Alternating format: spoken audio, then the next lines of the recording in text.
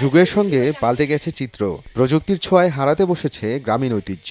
তবে এখনো বেশ কয়েকটি গ্রামে টিকে আছে হাতে ভাজা মুড়ি। পূর্ব গগনে সূর্য উঁকি দেওয়ার সঙ্গে সঙ্গে শুরু হয় কর্মযজ্ঞ। মুড়ি ভাজার এই চিত্র চলে পড়ন্ত বিকেল পর্যন্ত। শুধুমাত্র লবণ ও পানির মিশ্রণে ভাজা মুড়ির কদর রয়েছে দেশ জুড়ে, আর রমজানে তা বেড়ে যায় কয়েক গুণ।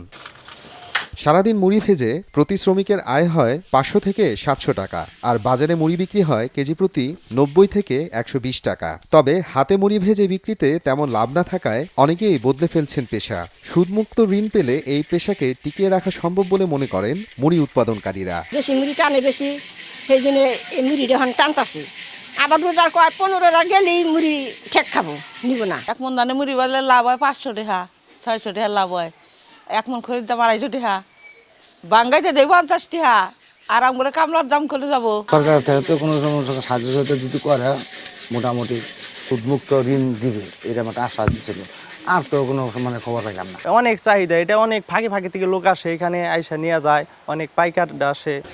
তবে মুড়ি উৎপাদনকারীদের সহযোগিতায় নানা পরামর্শ দেয়া হয় বলে জানান এই কর্মকর্তা। তাদের আর্থিক দৈন্যদশার কারণে হয়তোবা তারা এর উৎপাদন এবং বিপণন কার্যক্রমকে গতিশীল করতে পারছে না।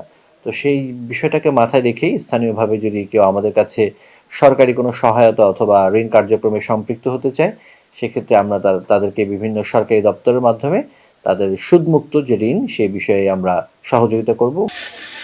রমজানে শুধু টাঙ্গাইলের কালিহাতী উপজেলার নারিন্দা, দৌলতপুর, মাইস্তা ও নগরবাড়ি গ্রাম থেকেই প্রায় 2 কোটি টাকার হাতে ভাজা মুড়ি বিক্রি হয় বলে দাবি সংশ্লিষ্টদের। এ কাজের সঙ্গে জড়িত প্রায় 2 শতাধিক পরিবারের নারী ও পুরুষ।